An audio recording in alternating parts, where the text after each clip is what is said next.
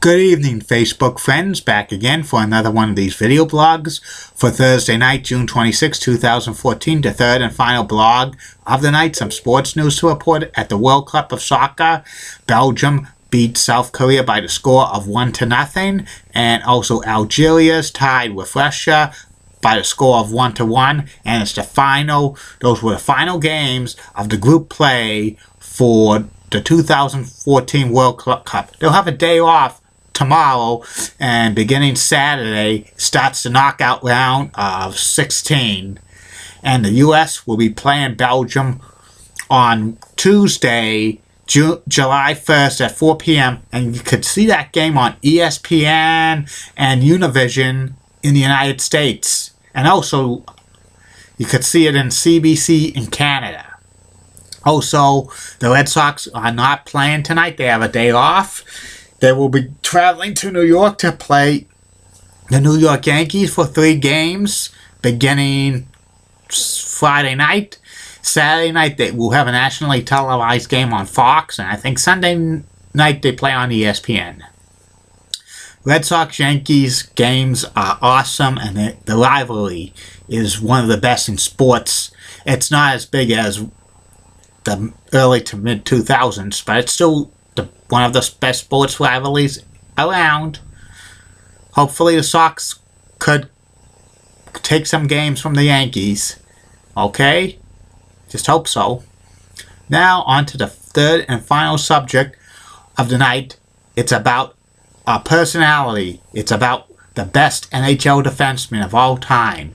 His name is Bobby Orr. Bobby Orr played most of his NHL career with the Boston Bruins, and he changed the game for NHL defensemen. He was an offensive scoring threat, and he played defense as well, good defense as well. He was kind of a offensive defenseman and also a defensive defenseman. Before, all of the NHL defensemen before Bobby Orr were kind of like, very defensive. They were hardly scoring threats and stuff like that. They was like stay-at-home defensemen.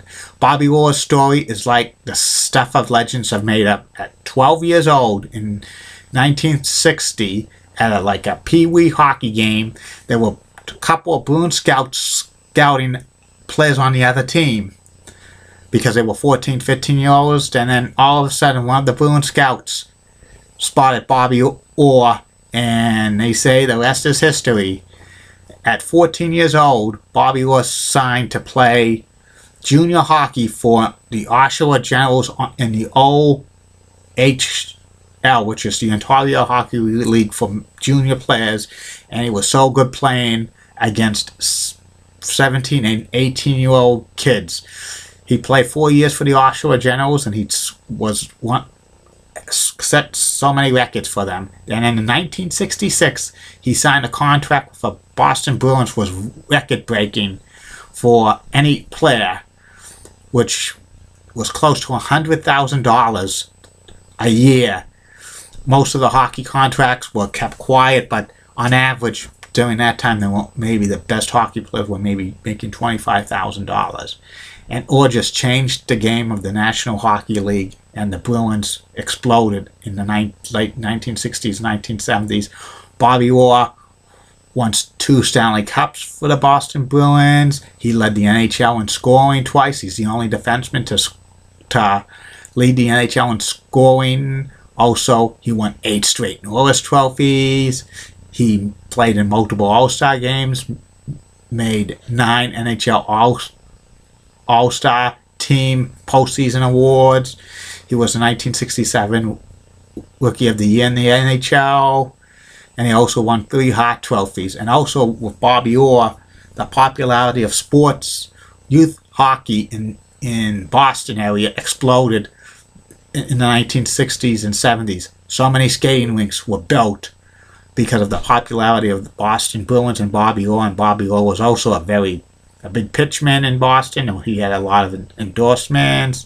There was also the game, Bobby Orr Hockey, which was a big seller. It was kind of one of those games where you play, and it was pretty good. But the one thing that did Bobby Orr in, which he had a very short career, was his knees. He played a rough style of game, and he suffered a lot of knee injuries and stuff.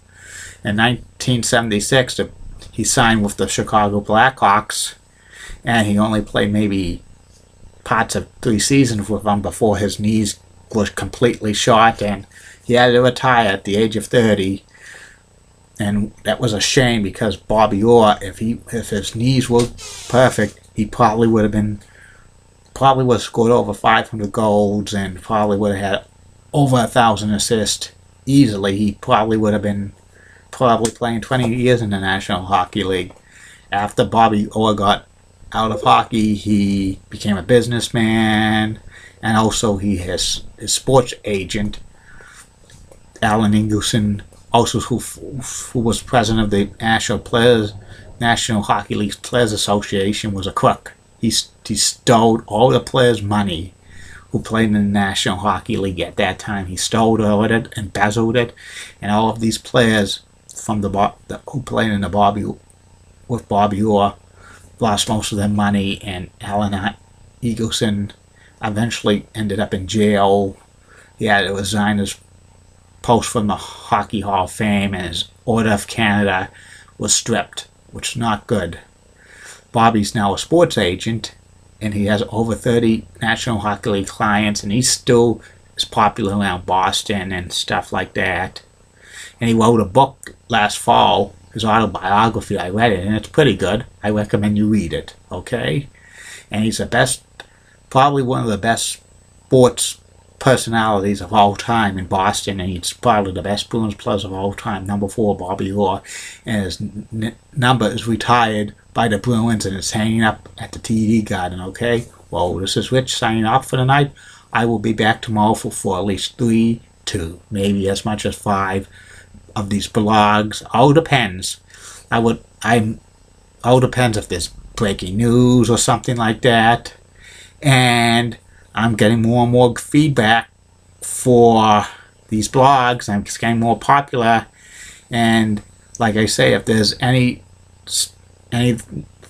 you want me to mention, you got to private message me or tell me around, so I will more than happy to say it on the air.